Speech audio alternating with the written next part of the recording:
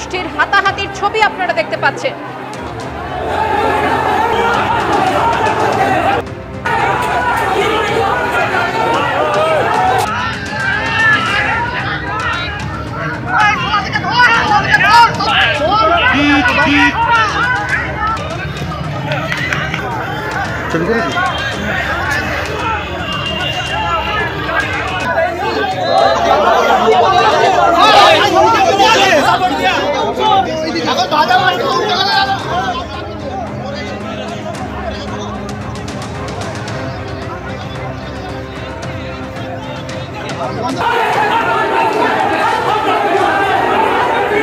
কথা বলবো আমাদের প্রতিনিধি সোমনাথ দাসের সঙ্গে। সোমনাথ, কি নিয়ে গন্ডগোলের সূত্রপাত?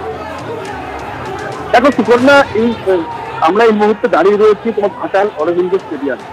মূল সমস্যা হচ্ছে মেলাকে কেন্দ্র করে।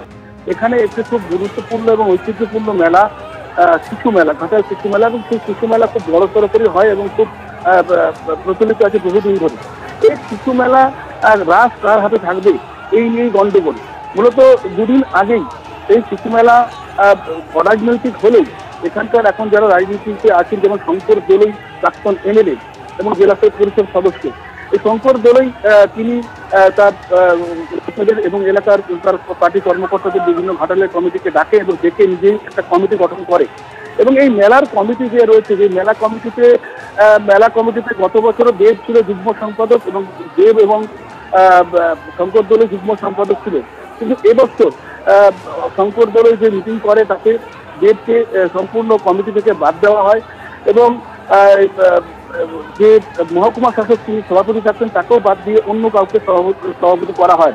এই নিয়ে একটা গুঞ্জন চলে, আমাদের সেই খবর সম্প্রচারিত হয়।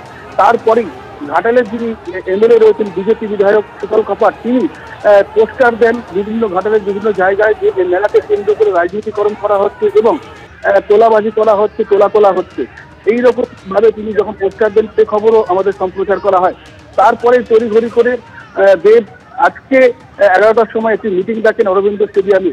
যদিও সময় অতিবাহিত হওয়ার বেশ কিছুক্ষণ পর প্রায় 12টা সাড়ে 12টা নাগাদ দেব আসেন, এখানে উপস্থিত হন এবং দেখা যায় যে দেব আসার পরে তার দিকে কিছু কর্মী সমর্থকরা বাইরে জড়ো হয়ে চিৎকার চেঁচামেচি করেন এবং দেব ঘাটাল স্টেডিয়ামে ঢোকার পরেই শুরু হয় উত্তেজনা।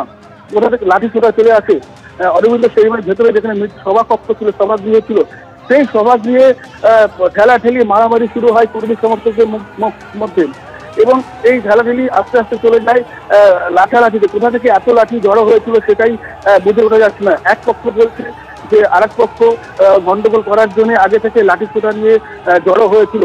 তারপরে তুমি আমাদের সঙ্গে থাকো, আরো একবার আপনাদের দেখাবো ঠিক কি পরিস্থিতির সৃষ্টি হয়।